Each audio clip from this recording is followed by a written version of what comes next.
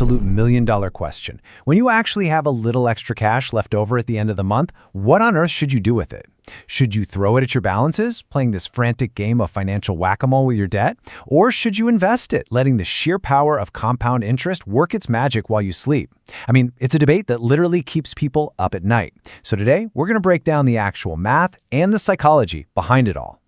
Look, you have to understand, this isn't just some casual weekend decision like choosing between Netflix and Hulu. The stakes here are incredibly high. This single strategic choice over the course of your life could literally determine whether you retire sipping cocktails on a sun-drenched beach or, well, eating ramen noodles in a studio apartment at 75.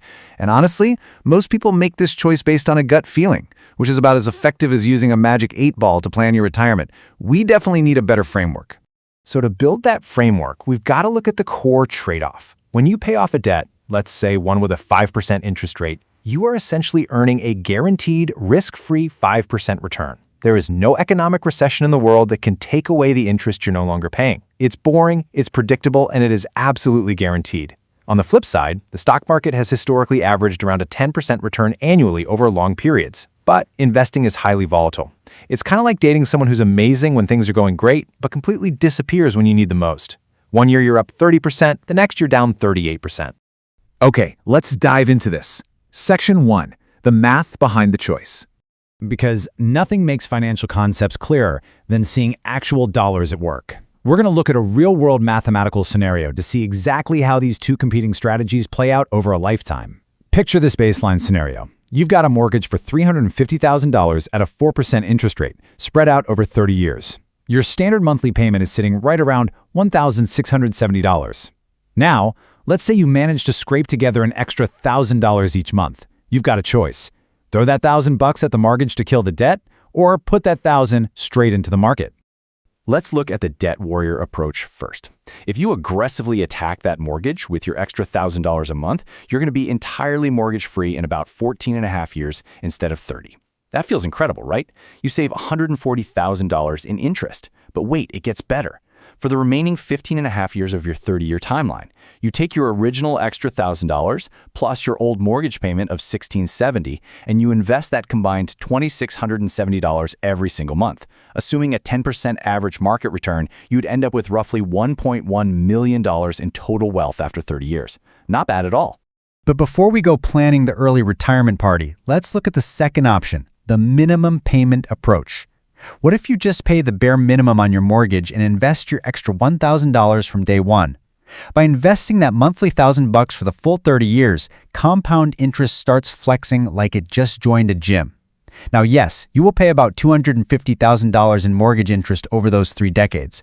But even after counting for that massive interest expense, your investment account grows so phenomenally large that you are sitting pretty with about $1.9 million in total wealth.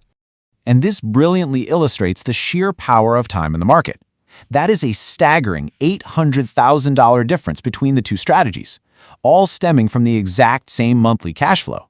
I mean, that is not pocket change. That is life-transforming wealth that completely changes your golden years from a financial struggle into, well, an actual golden period of your life. Which brings us to Section 2. Not all debt is equal. But hey, let's pump the brakes on this mortgage example for just a second. Because as mind-blowing as that math is, we need a hard pivot back to reality here. The market doesn't care about your timeline, and it sure doesn't care about your feelings. Furthermore, different types of debt completely alter this equation. You just cannot treat all debt the same way. Let's look at why a mortgage is an extreme example. Mortgages are what we can call a financial fossil. See, inflation is quietly working in your favor here. Think about what you paid for a cup of coffee 10 years ago versus today. Prices go up, but your fixed-rate mortgage payment, it stays completely frozen in time. In 20 years, your $1,670 payment is going to feel like pocket change because you're essentially paying back today's expensive dollars with tomorrow's cheaper monopoly money, and the bank literally can't do anything about it. Let's break down how different debts demand entirely different tactics. Mortgages, sitting at low rates around 4%, are often considered good debt that smart investors actually want to hold on to. Student loans, they occupy this questionable middle ground, sometimes around 3 to 4% and often tax deductible, but you can't exactly sell your education if times get tough. Car loans at 4 to 8% are terrible, simply because you're paying interest on a depreciating asset that loses value every single day. And then there are credit cards, sitting at 18 to 29%. That isn't just debt, that is financial highway robbery with a smile. When you're dealing with high-interest debt like credit cards, the whole debate between investing and paying off debt immediately ends, right there. There is no safe investment on the planet that will consistently beat a 22% credit card interest rate. Which brings us to the debt avalanche method. You absolutely must target your highest interest rate debts first, completely ignoring the size of the balance. Now, I know it might lack the quick psychological wins of the snowball method, where you knock out those tiny balances first, but trust me, your future bank account will heavily thank you for being logical instead of emotional here. Let's move on to Section 3, the psychology of money.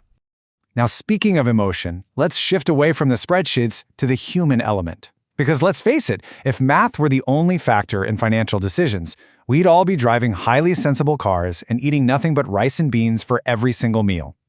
The reality is, behavioral psychology completely destroys perfectly logical financial plans. Your life stage changes everything in this equation. If you're 25 years old with a steady income, you're likely highly risk-tolerant. Market crashes will definitely sting, sure, but you have decades to ride out the volatility and recover. However, if you're 55 and nearing retirement, a market crash hits completely differently. You just don't have decades to recover. Suddenly, that absolute guaranteed return of paying off your debt looks vastly more attractive than the potential roller coaster of the stock market. Now, what's really interesting here is how the invisible hand of taxes and benefits flips the script entirely. First off, mortgage interest is often tax deductible, meaning Uncle Sam is essentially subsidizing your housing costs. Second, your investments might earn 10%, but after those lower long-term capital gains taxes, it might really be closer to 8%, which definitely changes your math. And finally, if your employer offers a 401k match, guys, that is literal free money. If they match 50 cents on the dollar, that is an immediate 50% return. Honestly, only a financial masochist would turn down free money just to pay off a 4% loan. This brings us to Section 4, your action plan. So we've looked at the math, we've categorized the types of debt, and we've dug into the psychology. Now we really need to transition into building a personalized, hybrid framework for you to walk away with. What do you actually do when you finish this explainer? Well, before you invest a single dime or pay off an extra penny of debt, you must complete the strategy prerequisites. You need a 3 to 6 month emergency fund sitting in a boring, highly accessible savings account. Yes, I know, watching your money earn tiny interest while inflation laughs at you feels about as productive as teaching a goldfish calculus. But listen, if your car engine blows up and you have no cash, you are going to be forced to pull investments at the worst possible time, or worse, put it on a 25% credit card. This fund is the only thing that prevents your entire financial plan from collapsing like a house of cards. Once that safety net is securely in place, I want to suggest an often overlooked strategy, the middle ground. You don't actually have to choose just one path. You can split your extra cash, putting half toward debt reduction and half towards your investments. Actually, scratch that. It might not be the most mathematically optimal path, but remember, this entire dilemma is a mix of a math problem, a risk management problem, and a psychology problem, all rolled into one. Hedging your bets allows you to build wealth while simultaneously buying the exact peace of mind that lets you sleep soundly at night. So the crucial point is summarized perfectly by our source material. The biggest financial mistake is spending so much time planning the perfect strategy that you never actually execute any strategy at all. Execution consistently beats perfect planning. The worst possible outcome here is doing absolutely nothing, or constantly switching strategies every few months based on whatever financial guru happens to be trending on social media. Which brings us to the final hurdle. Are you ready to stop overthinking?